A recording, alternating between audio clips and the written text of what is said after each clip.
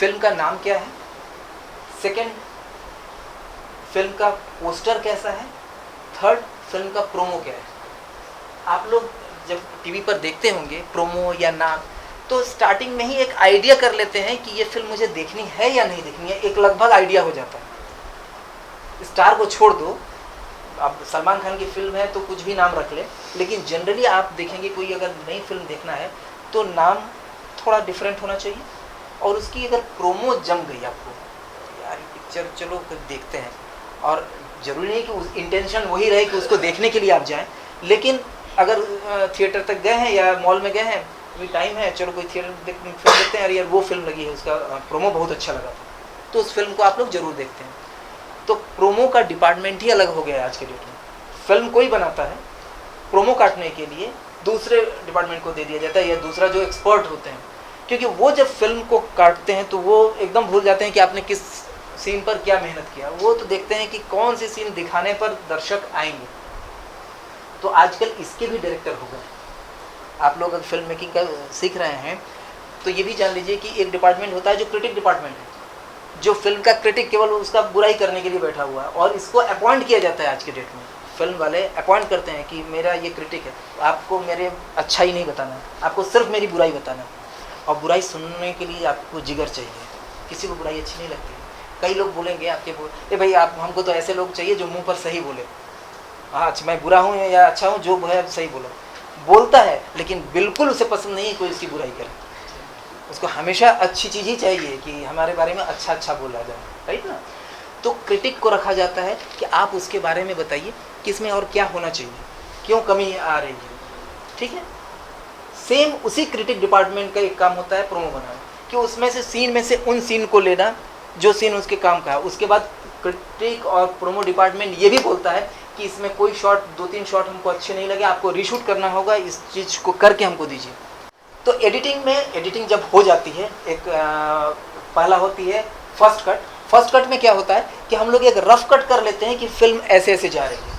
उसके बाद उसको अच्छे ढंग से जो रफ कट करता है असिस्टेंट एडिटर, उसके बाद जो मेन एडिटर है उसको संभालता है। आप देखेंगे कोई एडिटिंग बहुत स्मूथ जा रही है, कोई एडिटिंग में जर्क आती है, तो जर्क ना आए उसके लिए एक एडिटर, जो मेन एडिटर होता है वो जर्कलेस उसको बनाता है। जब एडिटिंग कंप्लीट हो जाती है तब आता है डबिंग की बारी।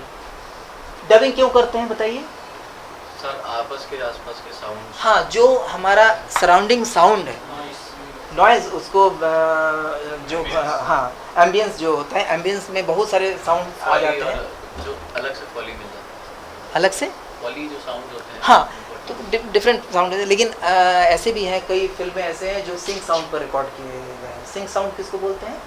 जो उसी समय, हाँ उसी समय, यानी जो सेट पर साउंड है उसी साउंड को वो एडिटिंग में भी लेते हैं। तो कोई एग्जांपल दे सकते हैं सिंक साउंड का? कोई ऐसी फिल्म जो पूरे फिल्म सिंक साउंड में हुआ है? सबसे बड़ी फिल्म बनी थी लगान। लगान पूरा सिंक साउंड है, यानी उसकी डबिंग नहीं हुई।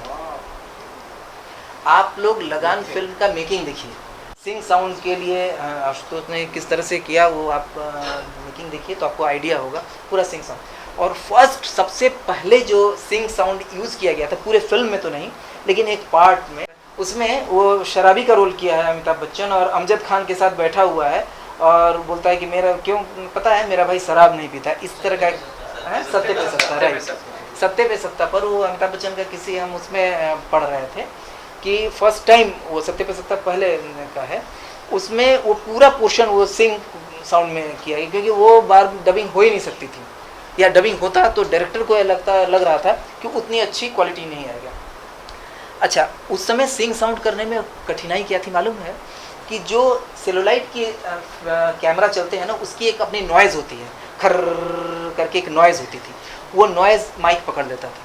तो उस फिल्म को, उस पोर्शन को शूट करने के लिए क्या किया गया, कैमरा को एक ग्लास के उसमें बंद किया, केबिन में, हाँ साउंड प्रूफ में, केवल लेंस निकला और बाकी सारी चीज़ बंद किया। लेंस के आगे शीशा नहीं डाल सकते हैं क्योंकि उससे अच्छा ग्लेयर आ जाता है, कुछ लाइट ग्लेयर आ जाता है, तो उस वहाँ से पूरा फिल्म को शूट किया साउंड प्रूफ में।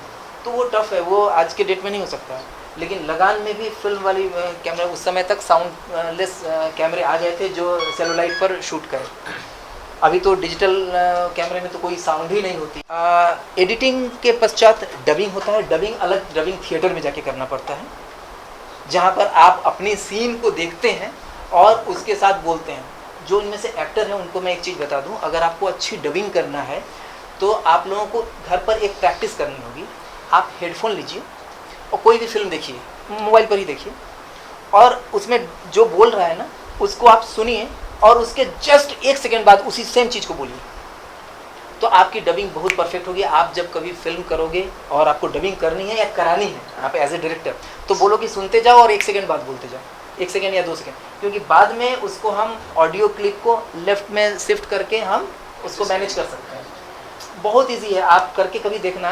तो शुरू में आपको टफ लगेगा, बाद में बहुत इजी लगने लगेगा। आप सुनते जाओ और जस्ट जो बोल रहा है उसी को दोहराते चले जाओ।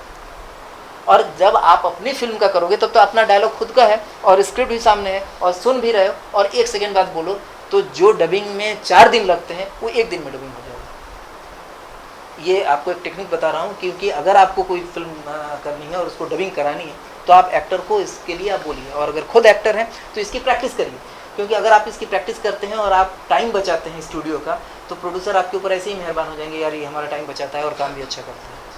डबिंग के बाद क्या होता है, नेक्स्ट स्टेप आता है बैकग्राउंड म्यूजिक का।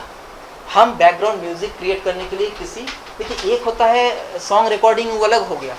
जो गाने की रिकॉर्डिंग होती है, फिल्मों में गाना दिया जाता है, गाने की रिकॉर्ड हुआ और उसको गाने की रिकॉर्डिंग से एक चीज़ याद है, आप लोगों ने इधर बीच के फिल्मों में और पहले के फिल्मों के गानों में, गाने की शूटिंग में कुछ अंतर महसूस करते हैं क्या? लिपसिंग नहीं होती, मतलब ज़्यादा बैकग्राउंड में चलता है, बैकग्राउंड स्टोरी आगे बढ़ रही है, स्टोरी आगे बढ़ रही है, यानी हम म्यूज़िक का यूज़ करते हैं स्टोरी को फ्लो देने के लिए, राइट।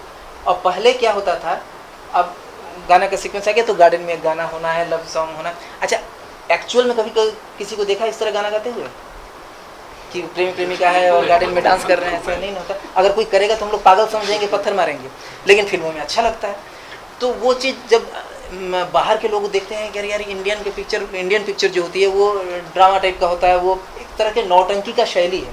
ये क्या है, हम लोग की जो फिल्म है ना, ये नौटंकी से होते हुए आई है। पहले ज़माने में नौटंकी चलती थी, या आज भी देखेंगे रामलीला में क्या होता है, पहले कुछ डायलॉग वगैरह हो जाता है, उसके बाद गाना होता है, डांस होता है।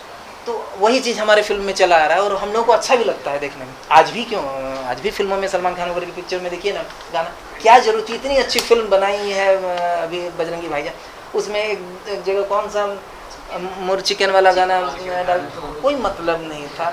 आदमी सोच रहे हैं क्या है, क्योंकि आजकल के लोगों के दिमाग आ गया है, आप जान रहे हैं कि वो गाना हमारे लिए कोई मतलब का नहीं है, लेकिन फिर भी डालता है। तो बैकग्राउंड म्यूजिक पर हम आ रहे हैं फिर से, कि वो म्यूजिक अलग होगी, उसकी शूटिंग अलग हो गया। जब बैकग्राउंड म्यूजिक के लिए हम किसी म्यूजिक डायरेक्टर के पास जाते हैं, वो क्या करता है, वो पूरे फिल्म को देख करके अपना सेंस बनाता है कि हमको इसमें क्या म्यूजिक डालें। बहुत सी चीज़ें आप देखेंगे कि आप केवल बैकग्राउंड म्यूजिक ऑफ कर दीजिए या म्यूट कर दीजिए, आपको फिल्म अच्छी नहीं लगेगी। म्यूजिक ने उस फिल्म को बहुत अच्छा बना दिया, या आपकी एक्टिंग कुछ कमज़ोर है तो वो उसके बिट या रिदम या जो भी चीज़ है उस स्ट्रॉन्ग कर देता है आपकी फिल्म। तो बैकग्राउंड म्यूजिक का बहुत बड़ा पावर होता है, लोग उस पर खर्च कम करते हैं। लोग सोचते हैं जैसे सस्ता वाला कोई बैकग्राउंड म्यूजिक डायरेक्टर मिल गया उसको ही हम दे दें कुछ कर दें, लेकिन ऐसा नहीं है।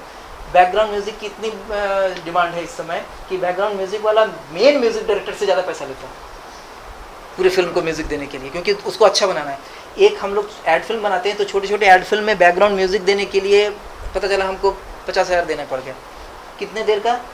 10 सेकेंड, 20 सेकेंड या 30 सेकेंड, मैक्सिमम 30 सेकेंड, 50,000 देर चार्जिंग। तो बैकग्राउंड म्यूजिक में आपका कुछ टाइम जाता है।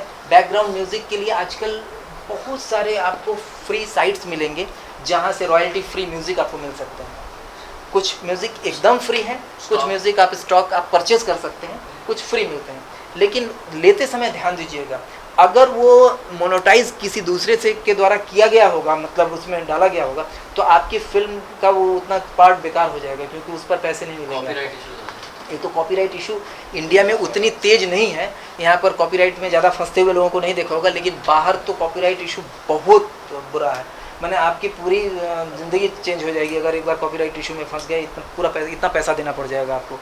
तो कोशिश करना चाहिए कि ऐसे कोई भी म्यूज़िक आप यूज़ ना करें जो ऑलरेडी कॉपीराइटेड हो। वो आप नेट पर डालेंगे पता चल जाए। तो स्टॉक म्यूज़िक से कुछ काम हो सकते हैं, जैसे सीरियल वगैरह बनते हैं तो स्टॉक म्यूज़िक एक बार बना लिए वही चीज़ चला देते हैं। लेकिन फिल्म एकदम अलग चीज़ है।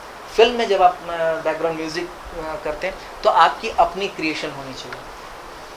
आप क्या बजा रहे हैं, उसमें किस तरह का साउंड ले रहे हैं। कई बार क्या होता है कि कुछ जगह कोई म्यूज़िक नहीं, तो वो भी म्यूज़िक डायरेक्टर सोचता है कि यहाँ म्यूज़िक नहीं देंगे, तो ना देना भी बहुत काबिल तारीफ होती है। जैसे हम एक चीज़ आपको बता दें, सिनेमाटोग्राफर के लिए, कैमरामैन के लिए, आप अगर स्टिल फ़ोटो खींचते हैं, करते हैं ना, तो एक अच्छा फोटोग्राफर वो नहीं होता है जिसको ये पता रहे कि कब कब हमको फ़ोटो शूट करना है।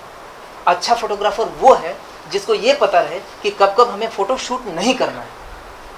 वो अच्छा फोटोग्राफर होता है कि नहीं, मुझे नहीं करना है ये, जब तक से मुझे मेरे लाइक फ्रेम नहीं मिलेगा मैं रिकॉर्ड ऑन नहीं करूँगा या क्लिक नहीं करूँगा। ये मेन होता है। ये मेन नहीं होता है कि हमें पता रहे कि कब कब ऑन करना है। तो सेम उसी तरह से बैकग्राउंड म्यूज़िक वाले को भी ये पता होना चाहिए कि कहाँ कहाँ पर हमको बैकग्राउंड म्यूज़िक लगाना है। ये नहीं कि लाइन से पूरे जगह पर बैकग्राउंड म्यूज़िक ठोक दिए, ऐसा नहीं होता। तो वो चीज़ आपको देखना है। नेक्स्ट है बैकग्राउंड म्यूज़िक जब क्लियर कंप्लीट हो जाता है तो आपकी फिल्म देखने लायक बन जाती है। अब वो पूरी फिल्म चली जाती है कलर डिपार्टमेंट में, DI। जो आपको हम बोल रहे थे कि आप एक बार में कैसे समझते हैं कि कोई फिल्म अच्छी है कि बुरी। तो एक तो हो गया कि कैमरा एंगल, मूवमेंट, या कैमरा किस तरह से शूट कर रहा है, ये सारी चीज़। दूसरा होता है लुक। हर एक फिल्म की अपनी एक लुक होती है, एक अपनी कलर टेम्परेचर होता है, एक कलर होता है। कलर टेम्परेचर एक खैर अलग चीज़ है, वो जब सिनेमेटोग्राफी में आपको बताया जाएगा। जैसे ये लाइट जल रहा है, इसका कलर टेम्परेचर अलग है। अब जब हम आउटडोर में जाते हैं तो उसका कलर टेम्परेचर अलग है, तो उसमें अलग अलग कलर टेम्परेचर पर सेटिंग अलग अलग की जाती है ताकि आपकी पिक्चर का कलर परफेक्ट है। लेकिन जब हम पोस्ट प्रोडक्शन में जाते हैं तो उस समय भी कलर टेम्परेचर को मेंटेन करते हैं। हमको अगर दिखाना है, हैरी पॉटर आपने देखा होगा, उसकी कलर देखिए, थोड़ा ब्लू स्टोन में पूरी फिल्म है वो। हाँ, सांवरी। लेकिन यहाँ पर लोगों को वो कलर पसंद नहीं आते हैं।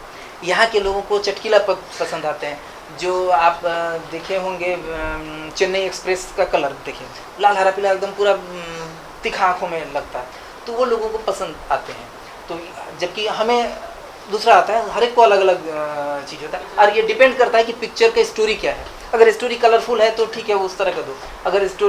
अगर आपको थोड़ा सा डिसेंट स्टोरी है, ऐसा स्टोरी है जिसमें कुछ थीम छिपा हुआ हो, जिसको पैरेलल मूवी कर सकते हैं। वैसे मूवी लोग बोलते हैं ना, आर्ट मूवी, ये पैरेलल सिनेमा। लेकिन हमारे हिसाब से फिल्म दो ही तरह की होती है, एक अच्छा होता है, एक बुरा होता है। उसके अलावा कुछ नहीं होता है, या तो अच्छी फिल्म है या तो बुरी फिल्म है, ठीक है ना। Digital interface. तो DI में क्या होता है, आप जो भी फिल्म शूट किए रहते हैं उस पूरे पिक्चर का जो वीडियो पोर्शन है, यानी जो विजुअल पोर्शन है, उस विजुअल पोर्शन को वो इन्हेंस करता है। यानी दिख रहा है कि कहीं पर बहुत ज़्यादा लाइट चमक रहा है, उस पोर्शन को कम कर दिया, दूसरे को हटा दिया, ये सारी चीज़ करके कलर। लेकिन कलर से पहले अगर VFX की ज़रूरत है, यानी कोई इफेक्ट की ज़रूरत है, उसमें स्पेशल इफेक्ट की ज़रूरत है, तो VFX डिपार्टमेंट में जाते हैं। विजुअल इफेक्ट, इसको VFX को विजुअल इफेक्ट बोलते हैं, विजुअल इफेक्ट्स में। जैसे कि पहले है, ये हमने बताया कि एक है जिसमें वायर रिमूव किया जाता है। हम अगर कहीं फाइटिंग सीन में आजकल मैक्सिमम देखें, ये वहाँ से पटक के जा रहा है, उधर से जा रहा है, तो उसमें हम लोग वायर लगाते हैं। जो फाइट डायरेक्टर हैं वो लोग वायर से उसको बांधते हैं और उसमें से वायर को हटाते हैं, ठीक है। तो वो VFX का काम है। VFX का काम है कि बैकग्राउंड हमको जम नहीं रहा है। एक तो होता है कि क्रोमा, ये भी VFX में आता है, लेकिन बिना क्रोमा के भी रियल शूट में भी कई जगह हमको बैकग्राउंड नहीं जम रहा है, हमको पीछे और ऊंचा पहाड़ चाहिए या कुछ भी। आपने बाहुबली देखा होगा, पूरा VFX का काम आपने देखा होगा। रियल लोकेशन पर तो शूट किया है, लेकिन VFX से उस फिल्म को बहुत अच्छा बनाया, तो VFX का काम हो जाता है। लास्ट में DI यानी डिजिटल इंटरफेस में जाता है, जहाँ कलर बैलेंस किया जाता है, उसको बोलते हैं, कलर को ऑपरेट किया जाता है, कलर बैलेंसिंग किया जाता है। तो कलर में फिल्म में दो ही चीज़ होती है, एक क्रोमिनेंस, एक लुमिनेंस। कुछ मालूम है लुमिनेंस किसको कहते हैं? लुमिनेंस चमक, हाँ। तो हम लोग लुमिनेंस को एक कवर करते हैं, और दूसरा होता है क्रोमिनेंस, जिसमें हम क्रोमा को यानी कलर सेक्शन को हम लोग देखते हैं कैसा बनाना है, लुक कैसा देना है। तो लुक बनाने में काफ़ी टाइम लगता है। हम ये नहीं बोल रहे हैं कि डार्क बना दो तो अच्छा हो जाएगा या ब्राइट बना दो तो अच्छा हो जाएगा, वो कलरिस्ट पर होता है, उसको कलरिस्ट बोलते हैं। कलरिस्ट का सैलरी बहुत तगड़ा होता है, वो लोग पैसे मिनट के हिसाब से लेते हैं कि कितने मिनट का कलर करना, उतने मिनट का हम पैसे चार्ज करेंगे। तो कलरिस्ट जो होता है उसको लुक देता है, ऐसा लुक देता है जो लोगों को अच्छा लगे, देखते ही रिच लगे। कई बार होता है, आप एक्चुअल फिल्म की शूटिंग देखिए और आफ्टर कलर उस फिल्म को देखिए, आपको दोनों में ज़मीन आसमान का अंतर मालूम होगा। लगेगा यार ये था, ऐसा हो गया। सिंपली आपको हम शूट कर रहे हैं यहाँ पर, और इसी को जब हम DI में दे करके इसको अगर प्रॉपर कर देंगे ना, तो लगेगा कि फिल्म लुक आ जाएगी। अच्छा, एक नाम आपने अक्सर सुना होगा, फिल्म लुक। फिल्म लुक है क्या? कहते हैं ना, ये वीडियो भी फिल्म की तरह लुक दे रहा है। बता सकते हो कि किसी भी नॉर्मल वीडियो को अगर फिल्म लुक देना है तो क्या करना पड़ेगा? कलर ग्रेडिंग के अलावा, कलर ग्रेडिंग तो हमने बता ही दिया, दूसरा हो गया डेप्थ क्रिएट करना पड़ेगा। डेप्थ का मतलब है कि मैं अगर इनको फोकस में रख रहा हूँ तो इनके पीछे वाला आउट ऑफ फोकस हो जाए। जितना ज़्यादा हम डिफोकस करेंगे बैकग्राउंड को, उतना मेन जो होता है वो हमारा अच्छा आएगा। तो वो हम लोग डेप्थ क्रिएट करते हैं। डेप्थ क्रिएट करने का तरीका होता है जो आप कैमरा सेक्शन में आप समझ पाएंगे उसको, कि हम एपर्चर को कहाँ रखें या स्पीड को कैसे कंट्रोल करें कि हमारा डेप्थ क्रिएट